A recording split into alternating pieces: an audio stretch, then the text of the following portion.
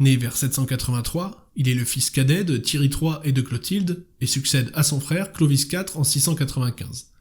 N'ayant que 12 ans, il gouverne sous la tutelle des maires du palais, notamment Pépin de Herstal, ou de Héristal, pour l'Austrasie, et Grimoald le Jeune, le fils cadet de Pépin de Herstal, pour la Neustrie, qui ne lui laisseront prendre aucune part au gouvernement.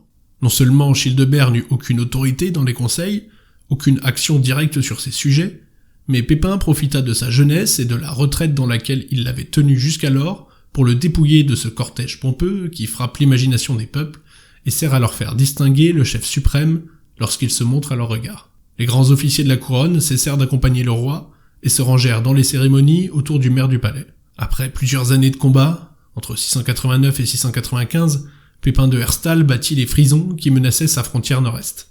Il donna alors en mariage son fils Grimoald à Théodelinde, la fille du roi frison, Radbod. Pépin contraignit également les Alamans à reconnaître l'autorité franque et encouragea les missionnaires chrétiens à partir évangéliser l'Alémanie et la Bavière.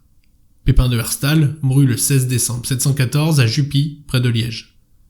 Son fils, illégitime, Charles Martel, écarté dans un premier temps par la veuve de Pépin, lui succéda comme maire du palais en 716 ou en 717. Du point de vue des rois, c'est ainsi que les maires du palais avilissaient ces jeunes princes dont l'éducation leur était confiée.